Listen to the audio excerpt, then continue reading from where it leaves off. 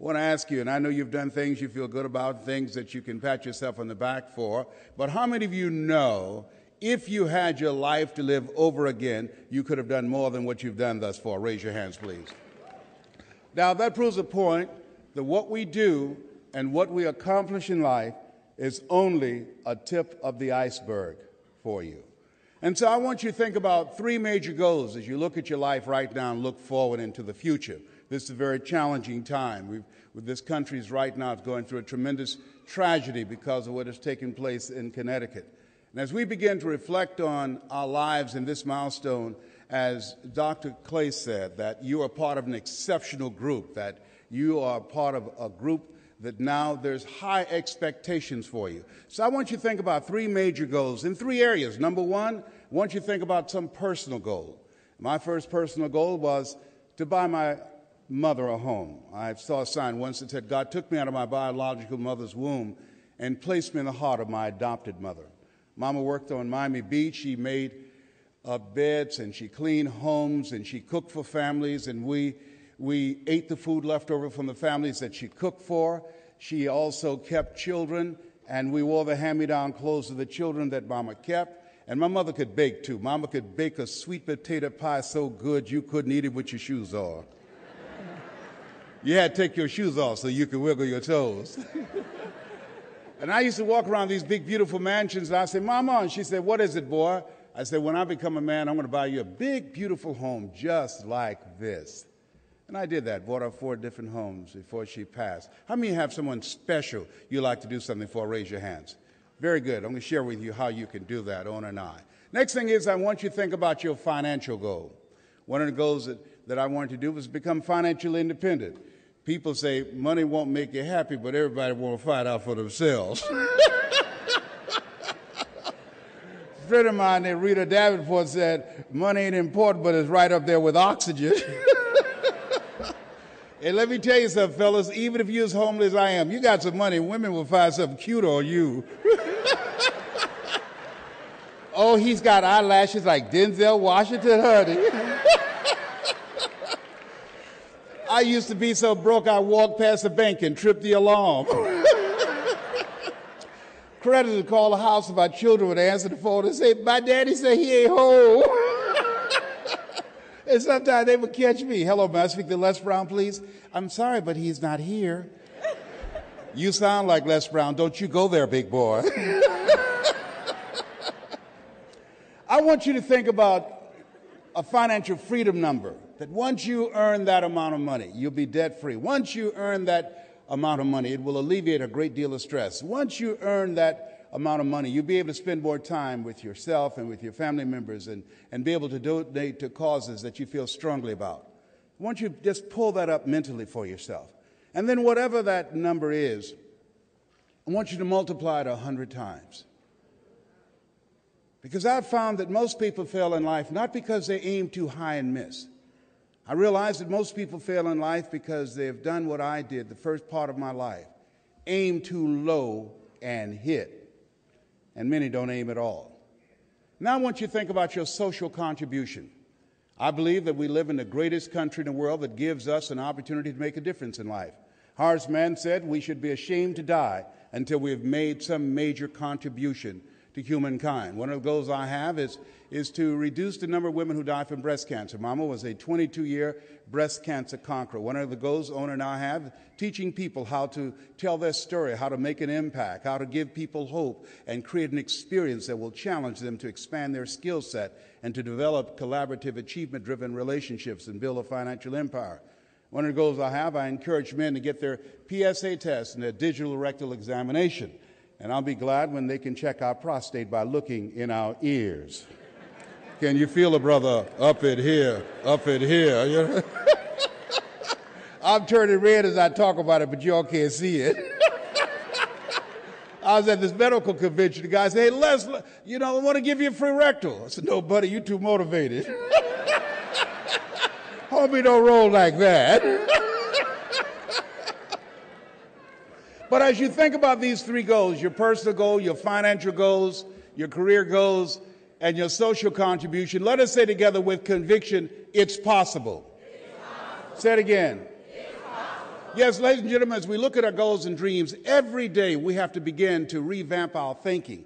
We have to begin to sell ourselves on the ability to do that, to say it's possible, and we have to convince ourselves of that on an ongoing basis. Because we live in a world where we're told more about our limitations rather than our potential. Dr. Carter G. Woodson said, if you can determine what a man shall think, you never have to concern yourself with what he will do. He said, if you can make a man feel inferior, you never have to compel him to seek an inferior status, for he will seek it himself. And if you can make a man feel justly an outcast, you never have to order him to go to the back door. He'll go without being told. And if there's no door, his very nature will demand one. So every day you have to begin to work on yourself. I never forget a gentleman that I'll talk to today, Mr. Leroy Washington. I met him my junior year in high school. He's in his 90s and he's blind from glaucoma. I came in his classroom looking for MacArthur Stevens, and he said, young man, go to the board and work this problem out for me. And I said, sir, I can't do that. And he said, why not? I said, I'm not one of your students. He said, go to the board and work the problem out anyhow. And I said, I can't do that, sir. And the other students started laughing, saying, he's Leslie. He's got a twin brother, Wesley. Wesley's a smart twin. He is DT. He's the dumb twin. And the students laughed, and he came from behind his desk. He looked at me, and I said, I am, sir. And he said, don't you ever say that again. Someone's opinion of you does not have to become your reality.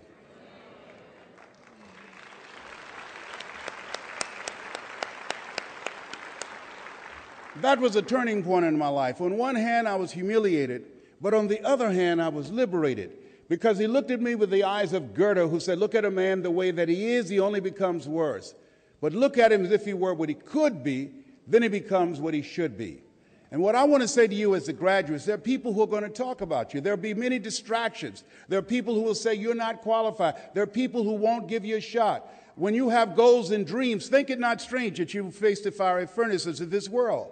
You will have tribulation. Didn't say you might. You will. It's going to be extremely challenging for you. But here's what I can say to you, that Dr. Clay was right. You are exceptional. You are different. You're uncommon. Some of you came through here and you didn't have support. All you had was a dream and determination that you were going to make it. Some of you couldn't afford to be here, but you knew you couldn't afford not to be here. You're uncommon. You have an uncommon desire to control your own future. One great American said, I choose not to be a common man. It's my right to be uncommon if I can. I seek opportunity, not security. I do not wish to be a kept citizen, humbled and dulled by having the state look after me. I want to take the calculated risk, to dream and to build, to fail and to succeed. I refuse to live from hand to mouth. I prefer the challenges of life to the guaranteed existence, the thrill of fulfillment to the still calm of utopia. I will never cower before any master nor bend to any threat. It's my heritage to stand erect, proud and unafraid, to face the world boldly and say, this I have done. That's what it means to be a graduate of Westwood, an uncommon desire to control your destiny. Give yourselves a round of applause.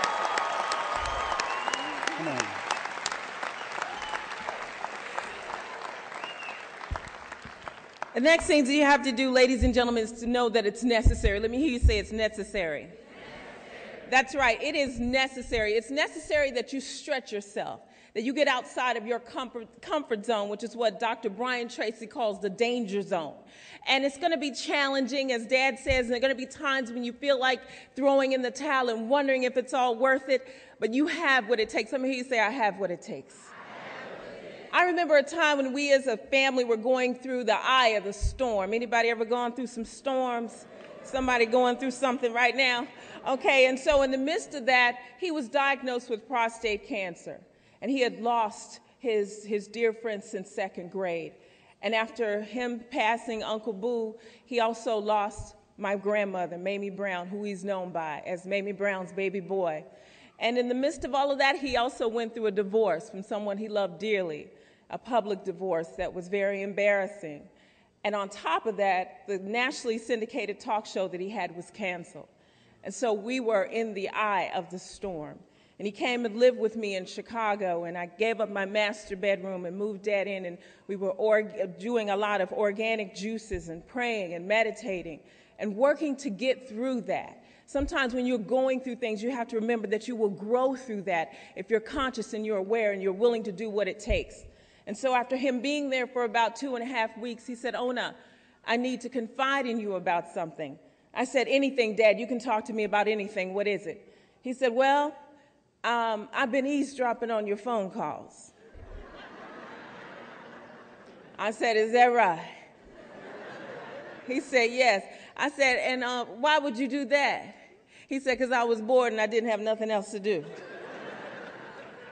I said, okay. He said, but as a result of me being nosy, I made an amazing discovery, Ona. I said, what is that? He said, you, Ona, you're a powerful speaker and a powerful coach. You're just using the telephone as your microphone. I said, what you talking about, Willis? He said, no, this is you. This is who you are. 98.9% of the people that call here, you uplift them. You encourage them. You give them methods and techniques to take their lives to the next level. How many of you like helping people? Raise your hand. Yes. And so I said, no, Dad, that's not me. He said, I can't speak on stage. That's who you are. I'm shy. I'm introverted. I'm your number one salesperson in the back of the room. I'm the person that negotiated your first highest paid international contract. And I know how to do what I do in the background, not on the stage. That's not me. He said, no, you can do this. I said, no, I can't. He said, yes, you can. I said, no, you can't. No, I can't. How many of you ever had someone see something in you that didn't fit into the box of how you saw yourself, so you rejected it? So as a result, I kept rejecting it, and we kept going back and forth, and finally he used wisdom. Let me hear you say wisdom. Wisdom. He said, you know what, maybe you're not a speaker, maybe you're not a coach, but you sure tell a great story. I said, now I do tell a pretty good story now. He said, well, would you be willing to come on stage and just tell a story? You ain't got to speak or nothing. I said, okay, I'll come on stage and tell a story, but I am not speaking. And so I share that story with you because I want to think about you. I want you to think about stretching yourself and challenging yourself and knowing that you've only begun to scrape the surface of your potential. You have more inside of you than you can ever begin to imagine. And this is the beginning of a new chapter in your life. And let me hear you say, I'm ready. I'm ready. Yes, you're ready for that next chapter. But just know that it's necessary that you hold the vision and you press forward and you stretch yourself in the process.